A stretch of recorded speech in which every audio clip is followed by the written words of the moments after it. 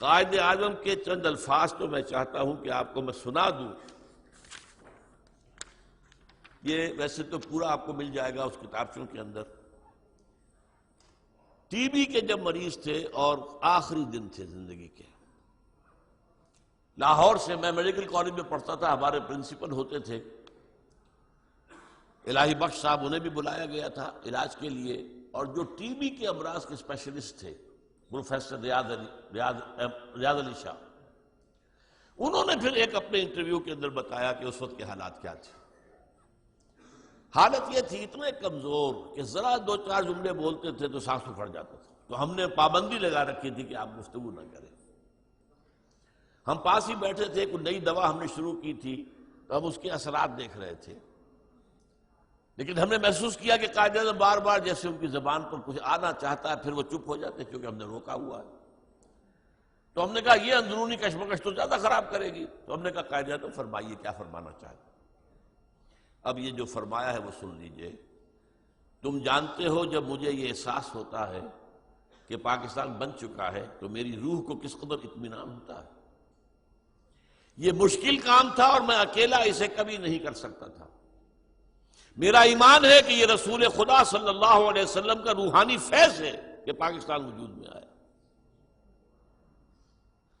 اس کے ساتھ ہی جوڑ لیجئے 27ویں شب کو نازل ہوا ہے یہ پاکستان.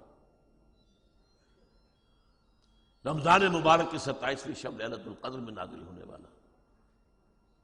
اب یہ پاکستانیوں کا فرض ہے کہ وہ اسے خلافت راشدہ کا نمونہ بنائیں تاکہ خدا اپنا وعدہ پورا کرے اور مسلمانوں کو پوری زمین کی بادشاہت دے.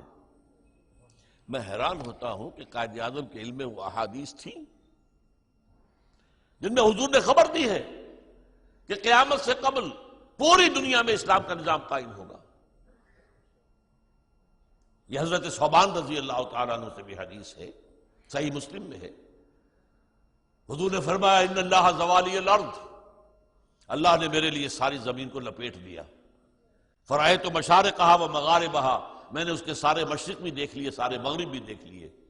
وَإِنَّ أُمَّتِي سَيَبْلُغُ مُلْكُهَا مَا زُوِيَ لِي مِنْهَا، اور میری امت کی حکومت ان تمام علاقوں پر قائم ہو کر رہے گی جو مجھے اللہ نے زمین کو لپیٹ کر دکھا دی.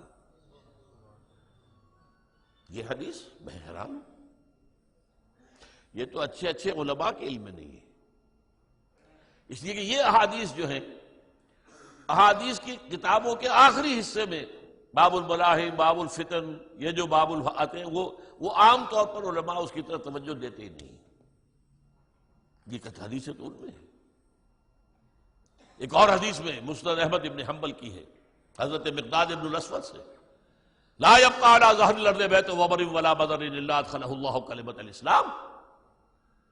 حضور فرماتے ہیں کہ زمین پر نہ کوئی گھر رہے گا اینٹ گارے کا بنا ہوا اور نہ ہی کوئی خیمہ رہے گا جس میں اللہ کلمہ اسلام کو داخل نہ کر دے. یہ ہونا ہے.